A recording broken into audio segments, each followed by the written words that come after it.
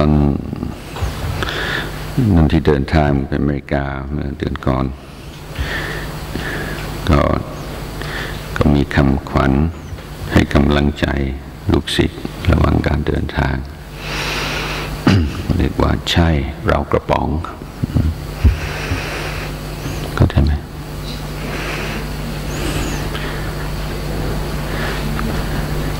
ใช่เรากระป๋อง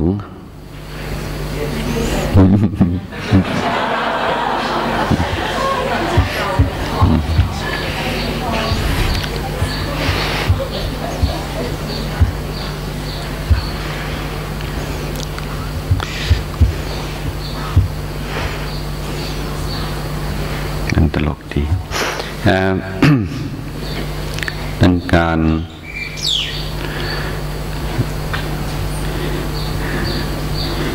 ถือพระพุทธพระธรรมพระสงฆ์เป็นที่พึ่งเป็นสรณะ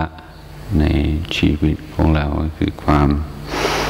เชื่อมั่นว่าชีวิตเราจะเจริญจะเสื่อมอยู่ที่เราไม่ได้อยู่ที่สิ่งนอกตัวเราไม่ได้อยู่ที่สิ่งศักดิ์สิทธิ์ที่ไหน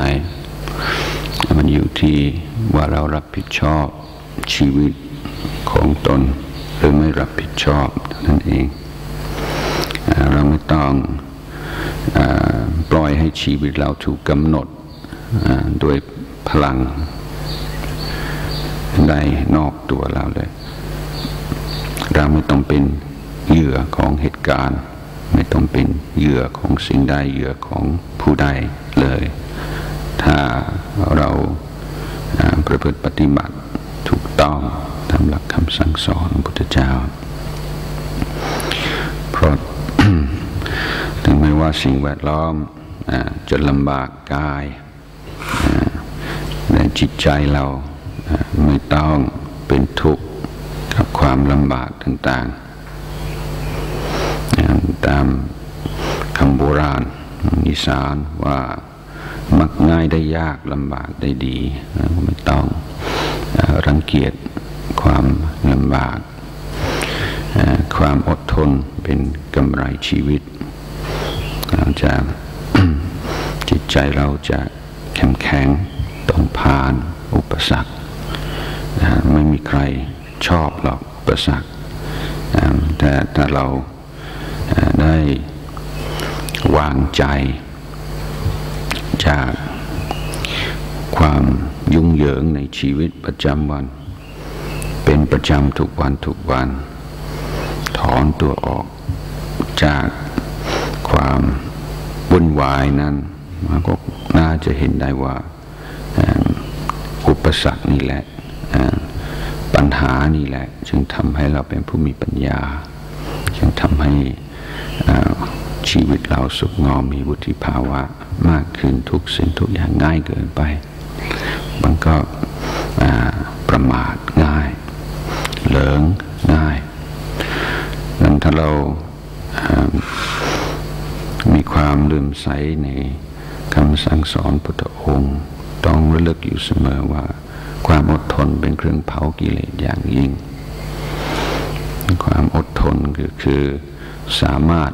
รักษาความปกติของจิตทั้งที่สิ่งแวดล้อมชวนให้รังเกียจชวนให้กลัวชวนให้กังวลชวนให้เป็นห่วงแต่สิ่งเหล่านี้ก็เป็นแค่ผู้ชวนเท่านั้นไม่ใช่ผู้บังคับ จิตใจมีสติมีทางเลือกมากจิตใจขาดสติมีทางเลือกน้อย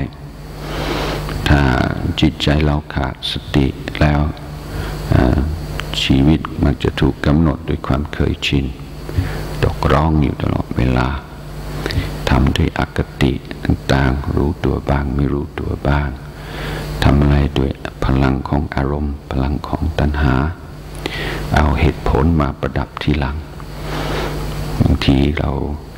เอาเหตุผลมาประดับตัณหาเก่งเสียจนตัวเองก็เชื่อว่าทำอะไรด้วยเหตุผลได้ซ้ำไปคนเราธรรมชาติของปุถุชนคือโกหกตัวเองก่อนโกหกคนอื่นหลอกตัวเองหลอกคนอื่นนี่เป็นธรรมดา ในการภาวนาก็คือพอแล้วการหลับหูหลับตาต่อความจริงบางประการพอแล้วที่จะหลอกตัวเองจะโกหกตัวเองพยายามน้อมจิตไปสู่ความจริงให้มากขึ้นมากขึ้นแล้วสิ่งที่เราเห็นว่าจะยากจะลำบากจะน่ากลัวจะน่าเบื่อพอเราได้สัมผัสจริงๆไม่ใช่อย่างนั้นเลยแล้วการปล่อยวางของหนักที่ก็ไม่ทรมานเหมือนที่คิดแต่การปล่อยวางความเพลิดเพลินในสิ่งไร้สาระต่างๆก็ไม่ได้ทำให้ชีวิตเราเจิดเชิดเหมือนที่เราเคยกลัวเอาไว้ไม่ได้ทำให้เราเป็นคนไร้ความรู้สึกเหมือนหินก้อนหนึ่งตรงกันข้ามก็มีความรู้สึกต่างๆแต่เป็นความรู้สึกฝ่ายกุศลมากขึ้นความเมตตากรุณาก็เพิ่มมากขึ้นและความซาบซึ้งในคุณงามความดีทั้งของคนอื่นและของตัวเองก็เพิ่มมากขึ้นสิ่งที่มนมองลดน้อยลงความสว่างก็เพิ่มมากขึ้นนี่เราไม่ต้องเสียดายกิเลสเพราะกิเลสต้องตายไปก่อนสิ่งดีงามมันจึงจะได้งอกงามได้นั้นเราปฏิบัติที่มีตัวอย่างเคยอ่านประวัติของพระรูปหนึ่งที่ท่านไปอยู่ในถ้ำองค์เดียวนานๆแล้วท่านก็เอาหินกรวดเล็กเข้าไปด้วยมี2 ถุงมีถุงสีดำกับถุงสีขาวแล้วเวลาท่านภาวนาท่านอยู่ในถ้ำทุกครั้งที่ท่านคิดเป็นอกุศลท่านจะเอาหินก้อนสีดำมาวางไว้ตรงนี้ทุกครั้งนี้ท่านคิดว่าสิ่งที่ดีงามก็ต้องเอาสีขาวไว้ตรงนี้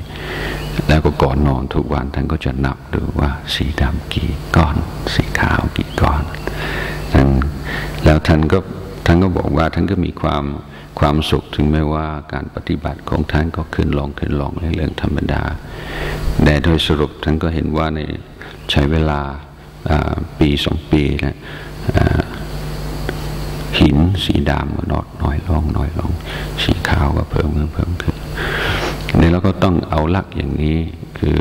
ผลการปฏิบัติแต่อย่าจะเอาสูงเกินไปเป็นฌานเป็นญาณเป็นอะไรถ้าสิ่งเหล่านี้เกิดขึ้นก็สาธุอนุโมทนาถ้าเอาได้ว่าความเห็นแก่ตัวลดน้อยลงใช่ไหมความโกรธความโมโหลดน้อยลงความอิจฉาพยาบาทความงดหงิดรำคาญความฟุ้งซ่านวุ่นวายลดน้อยลงใช่ไหมความเมตตากรุณาเพิ่มมากขึ้นสติเพิ่มมากขึ้นความอดทนเพิ่มมากขึ้นความสันโดษความมักน้อยความสำรวมความเรียบร้อยต่าง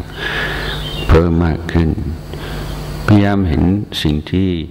ดีขึ้นเล็กๆน้อยๆพอเรามีความรู้สึกว่าดีขึ้นเพราะเราทำได้มันไม่ได้เหลือวิสัยของใครแล้วไม่ว่าเราเป็นผู้ชายผู้หญิงเป็นคนชาติไหนชั้นไหนวรรณะไหนถึงไม่ว่าในอดีตเราเคยประมาทมาแล้วมันก็ไม่เป็นอุปสรรคที่จะเกินกำลังของเราที่จะผ่านพ้นไปได้พระพุทธองค์เคยตรัสไว้ว่าผู้ที่เคยประมาทในการก่อนแล้วก็ได้กลับตัวกลับใจภายหลังงามมากเหมือนพระจันทร์เต็มดวงที่พ้นจากเมฆดังนั้นเราเห็นว่าพระจันทร์อยู่ในพระจันทร์เต็มดวงอยู่ในฟ้าใสมันก็สวยแต่ถ้าพระจันทร์เต็มดวงพ้นจากเมฆนี่จะยิ่งสวยมากขึ้นสวยมากยิ่งขึ้นเพราะมีสิ่งที่ไม่สวยเป็นเครื่องเปรียบเทียบนั้นผู้ที่เคยประมาทในการก่อน ถ้าไม่ประทับตราตัวเองว่าเป็นคนไม่ดีเพราะเคยทำความดีแต่ถือว่ามันก็จิตใจเราชีวิตเรามันก็เป็นภาชนะอย่างหนึ่งซึ่งมันเคยเป็นภาชนะเก็บของสกปรกแต่ภาชนะก็ยังเป็นภาชนะที่ดีเหมือนเดิมก็เอาของสกปรกเข้าไปเอาของสะอาดเข้าไปก็ทำได้เพราะความไม่ดีไม่ได้อยู่ที่ภาชนะมันอยู่ที่สิ่งที่เราใส่ไว้ในภาชนะนั้นเราทุกคนมีสิทธิ์ที่จะพ้นจาก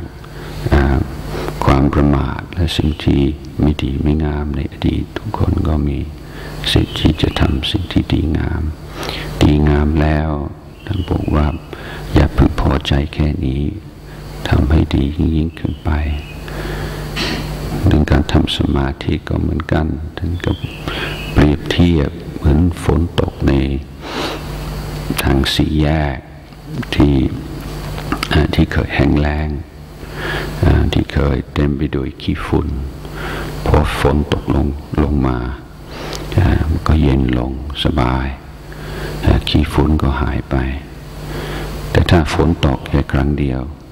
ไม่นานมันก็จะแห้งแล้งเหมือนเดิมขี้ฝุ่นก็จะกลับเหมือนเดิมบอกว่าต้องให้ฝนตกทุกวัน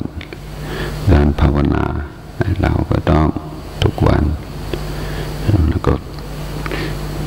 เชื่อมั่นในศักยภาพตัวเองเชื่อมั่นว่าทำได้แต่ที่สำคัญก็คืองานนี้งานละบาปงานบำเพ็ญกุศลงานทำให้ชีวิตจิตใจเราดีขึ้นสูงขึ้นนะ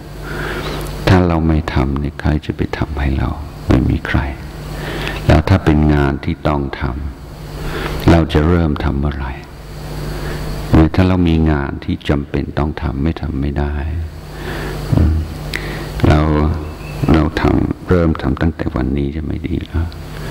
ที่จะปัดวันประกันปรุงว่าเอาค่อยทำค่อยหาเวลาที่สะดวกกว่านี้สุดท้ายก็ไม่ได้ทำสักทีแล้วเกิดเป็นมนุษย์อยู่ในประเทศอันสมควรฐานะทางเศรษฐกิจก็ดีพอใช้เราก็เรียกว่ามีฐานพร้อมทุกอย่างที่จะได้รับประโยชน์จากความเป็นมนุษย์เต็มที่ก็ได้มีโอกาสที่จะสร้างประโยชน์ให้กับครอบครัวและชุมชนได้เต็มที่แต่ว่าเราต้องสำนึกว่าถึงเวลาแล้วต้องทำอย่างที่ท่านสอนอยู่เสมอเหมือนการปลูกต้นไม้เราปลูกต้นไม้เราต้องศึกษาธรรมชาติของต้นไม้แล้วปลูกในที่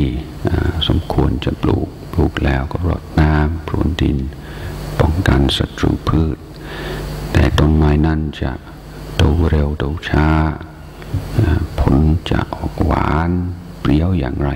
เรื่องของธรรมชาติเราก็รับผิดชอบส่วนของเราและส่วนของธรรมชาติเราก็ยกให้ธรรมชาติเราไม่ไปยุ่งเร่งสิ่งที่เร่งไม่ได้ไม่ฝืนสิ่งที่ฝืนไม่ได้แต่สิ่งที่อยู่ในวิสัยของเราอยู่ในความรับผิดชอบของเราก็ขยันเรามีความสุขในความขยันมีความสุขกับความจริงใจมีความสุขกับการกระทำไม่ต้องรอคอยความสุขในอนาคตในผลการกระทำการกระทำด้วยความจริงใจ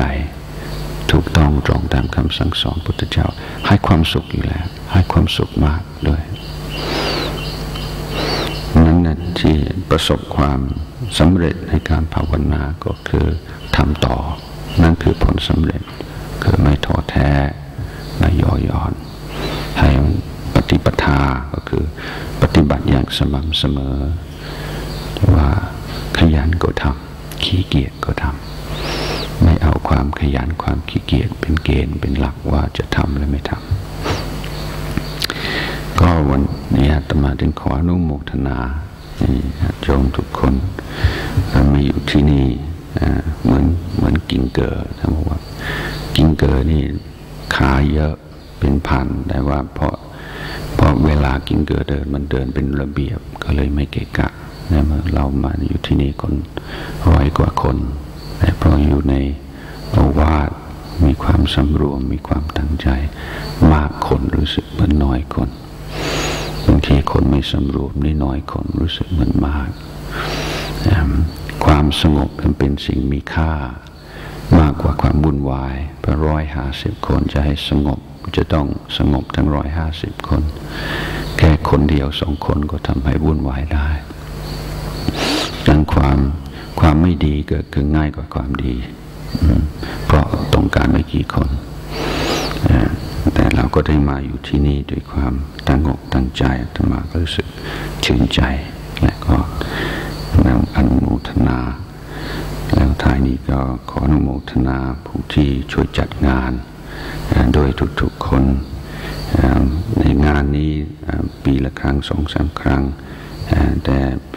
ไม่แต้วหน่วยแตงนี่เขาต้องทำงานล่วงหน้าเป็นเดือนเรื่องการรับสมัครการติดต่อคนนั้นคนนี้ก็เป็นการเสียสละพอสมควรเราอยู่ที่นี่ก็เหมือนกันคนที่ดูแลสถานที่คนที่เปิดบ้านให้มันก็มีน้ำใจของคนหลายๆคนทำให้สิ่งที่เป็นรูปธรรมเกิดขึ้นก็ขออนุโมทนา